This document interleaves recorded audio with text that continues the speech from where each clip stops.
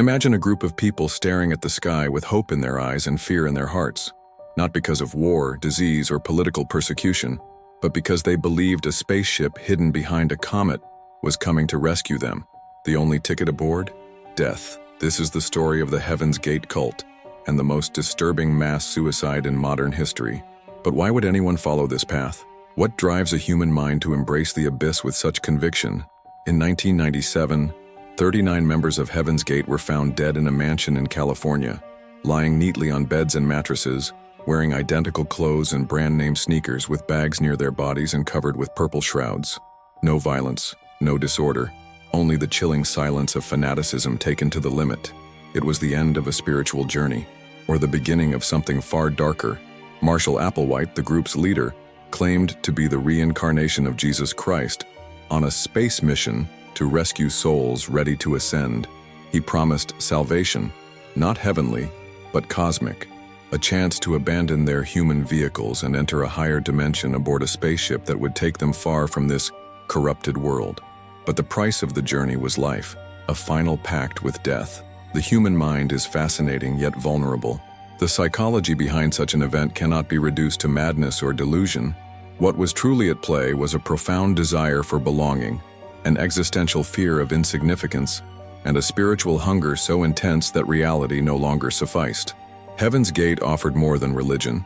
It offered meaning, structure, and above all, community. The victims were not alienated, weak, or uneducated.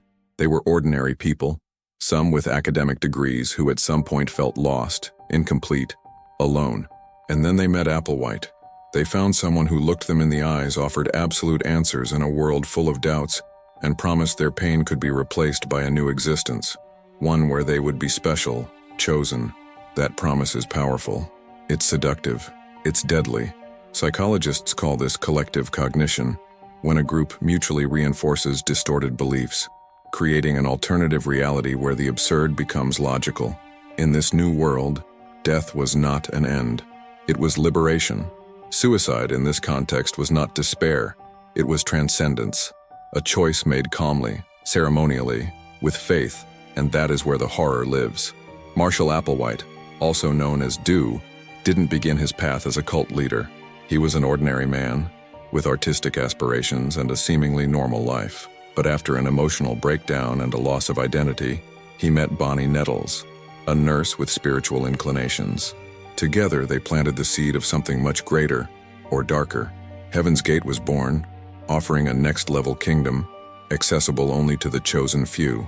The real world, with all its pain and frustrations, became something to be rejected. The doctrine taught that human bodies were mere temporary suits, and the only way to graduate to the next dimension was to shed those shells.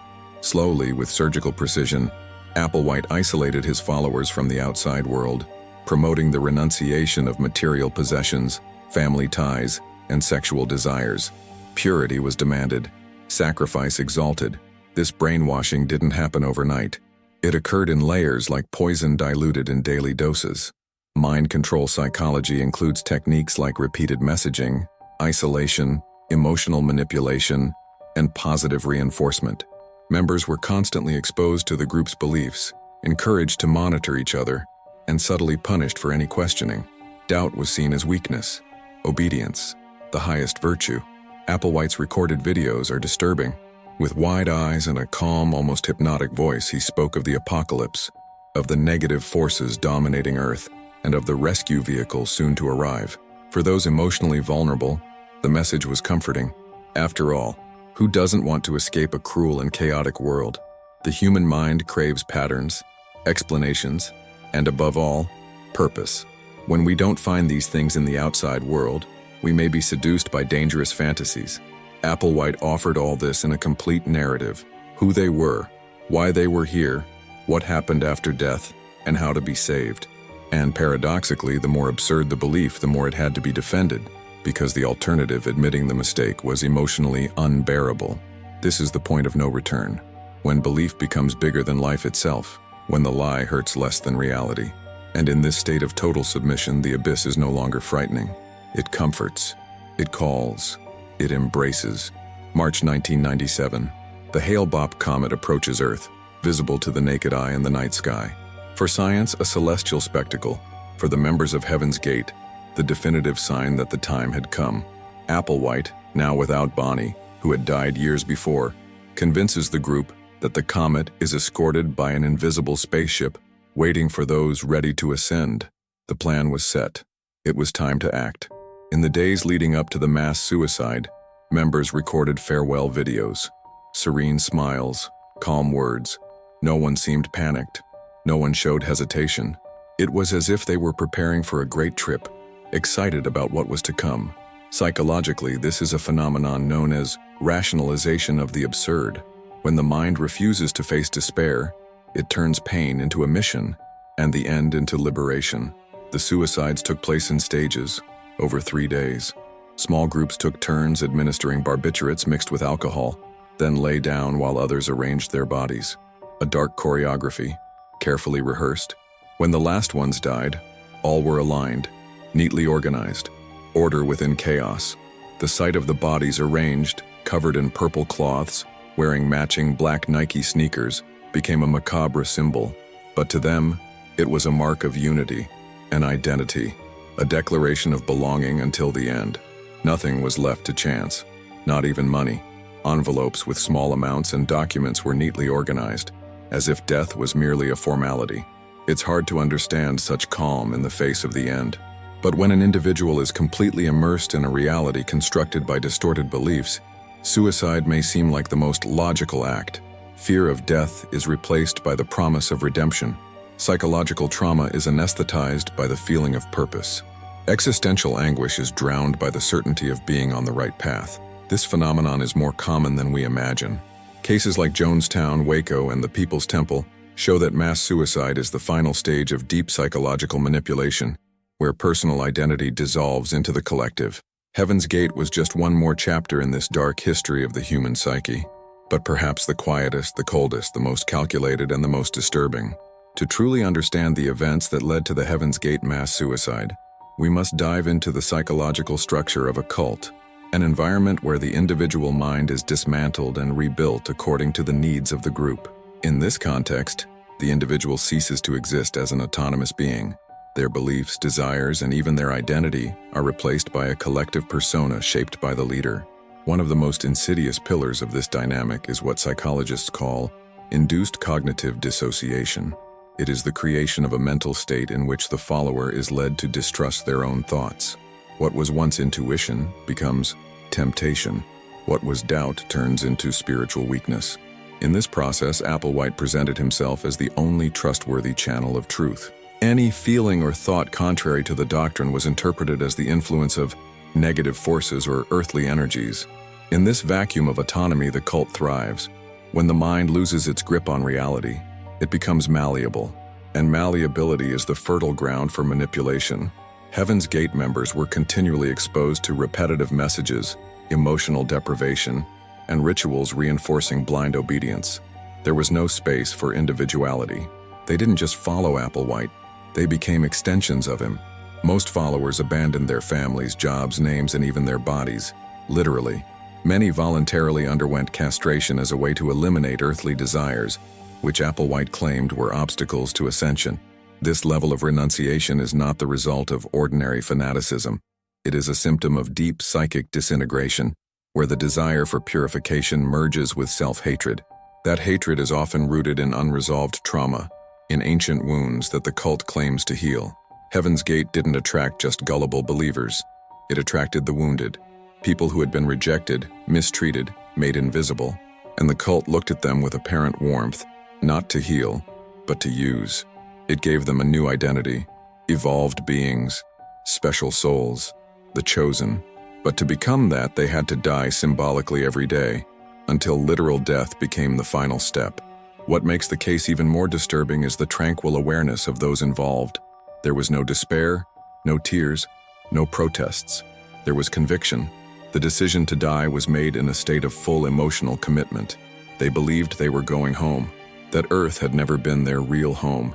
At that point, the cult had entirely replaced reality, and when the illusion becomes more real than the world, anything can be justified, even self-extinction. Cult psychology reveals that for the human brain, Truth is not necessarily what is logical or factual, but rather what is emotionally coherent. Heaven's Gate built a narrative where death was not the end, but the ultimate proof of faith. And when faith replaces reason, the abyss is no longer feared. It becomes desirable. It would be easy to dismiss the members of Heaven's Gate as crazy, gullible, or fanatical. But this emotional distance is dangerous because it prevents us from seeing what is universal in this tragedy. The cult wasn't just an isolated event. It was the darkest mirror of human fragility. And if we look closely, we may see more of ourselves in that reflection than we'd like to admit. We all seek meaning. We all want to belong.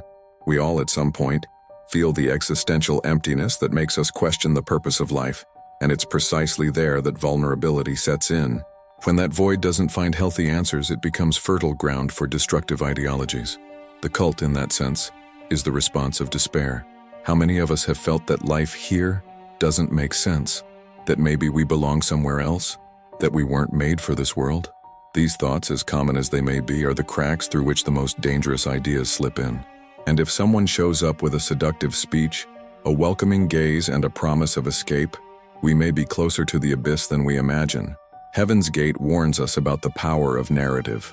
A good story, told with emotion, repeated enough, and lived in community, can rewrite reality. And more than that, it can convince us to go against our very instinct for survival. That is the power of collective thinking. No matter how absurd it may seem from the outside, on the inside everything makes sense. And in that sense, this story is not about aliens or spaceships. It's about loneliness. It's about identity. It's about the human desire to be seen, loved, saved. Applewhite didn't deceive his followers with futuristic technology. He seduced them with something much more powerful, the promise that their lives mattered, that they were destined for something greater, and above all, that the pain they carried would end. This is the deepest psychological core of the phenomenon.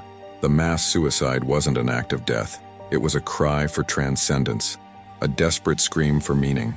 And when the world doesn't offer that meaning, some would rather destroy it. But what about us? What are we seeking? Which narratives have we accepted as truth? Who are our invisible leaders? And what are we willing to sacrifice just to feel like we belong?